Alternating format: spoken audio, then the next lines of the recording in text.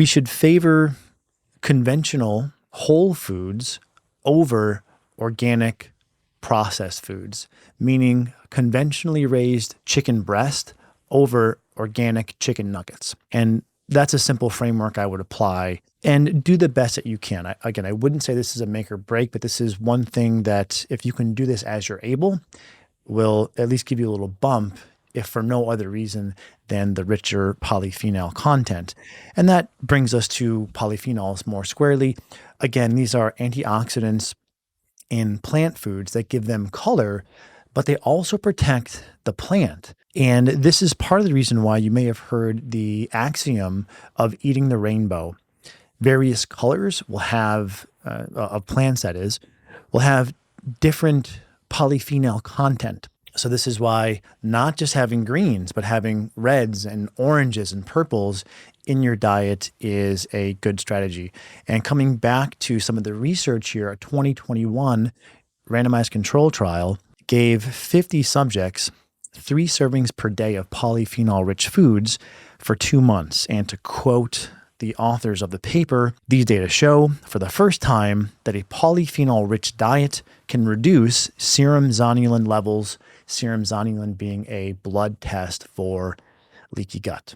And by the way, if this has been helpful, please subscribe, comment, and if there's one person you think this might help, please share it. Okay, moving on to one of the foods that can go either way for people, and this is fermented foods. Fermented foods, as you may know, are rich in probiotics due to the live cultures they contain. One case in point, 2020 clinical trial using kefir, fermented dairy, 1 cup per day for 3 weeks. Quoting the findings, our study is the first showing that kefir supplementation causes an improvement in serum zonulin levels. 2 other randomized control trials examined kimchi or sauerkraut and found that 1 to 2 cups of these per day for 2 to 3 months improved the symptoms of IBS, constipation, diarrhea, distension, abdominal pain. So there's certainly a case to be made, and I've said before, that including fermented foods in your diet to obtain probiotics is a great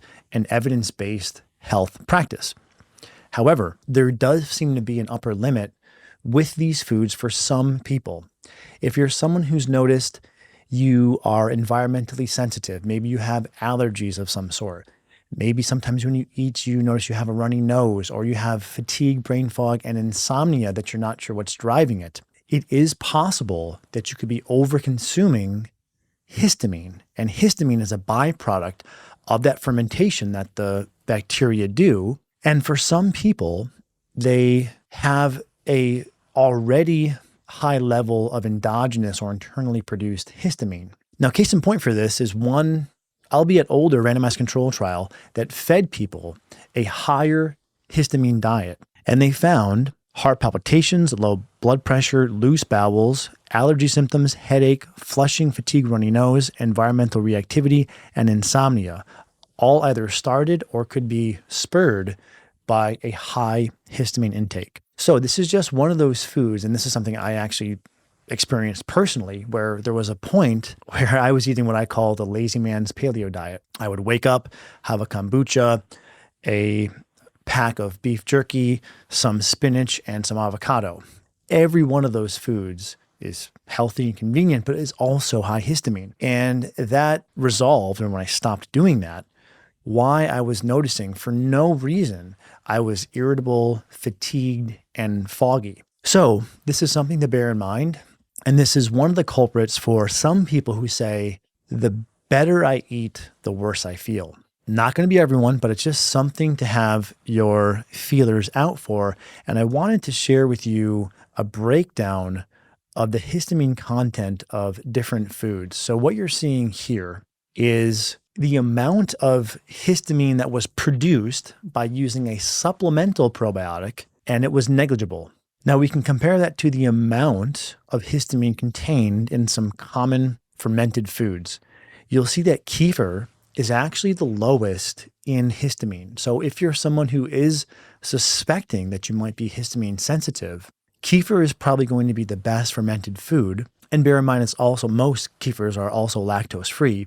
And then you start seeing progressively more histamine in yogurt and sauerkraut, and then much more in kimchi. Conversely, remember that we've discussed that kimchi is actually probably the richest source of probiotics, but that may come with some strings attached, which is a higher level of histamine in that food. Again, just remembering that you want to be careful not to overdo it with histamine intake. So if you're someone who feels like you're doing a lot of things right dietarily, but still struggling with symptoms, this might be the culprit. Take stock of your diet. And if you're seeing at nearly every meal, you're consuming one or a couple high histamine foods, try focusing on the low histamine foods for about a week. And usually it takes only a week, maybe a touch longer, but usually the response here is pretty quick to see these symptoms improve when reducing the load of histamine in your diet. And I just wanted to juxtapose the probiotic content here.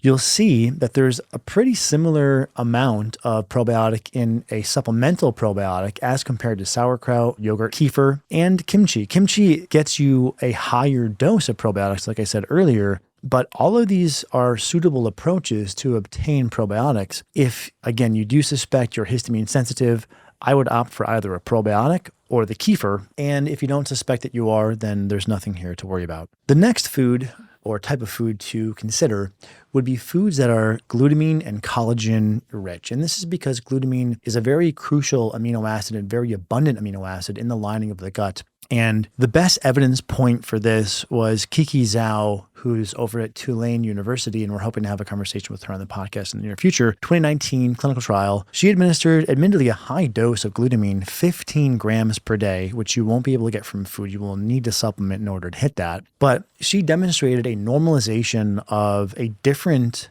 test for leaky gut, the lactulose mannitol ratio test, and an 80% improvement in IBS symptoms. So beef, chicken, lean meats, eggs, and bone broth are just some glutamine-rich sources to consider including in your diet.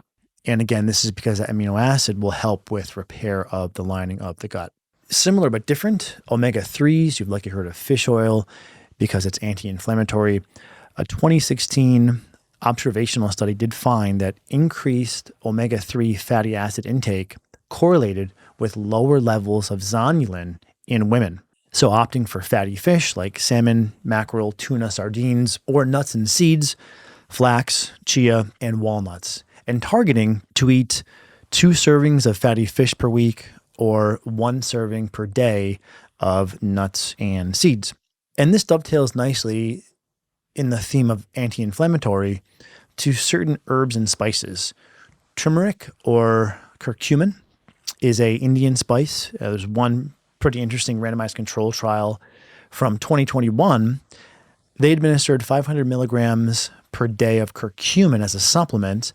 After 2 months, they documented a 28% reduction in gastrointestinal symptoms, so pain, diarrhea, constipation, and indigestion. And get this, a 52% reduction in anxiety. And this is likely due to the gut-brain connection, partially mediated via inflammation. So the objective here would be 1 to 2 tablespoons per day of turmeric or 500 milligrams per day of curcumin. A few others to consider would be peppermint and clove. Part of the reason for these is these are 2 of the richest spices regarding polyphenol content.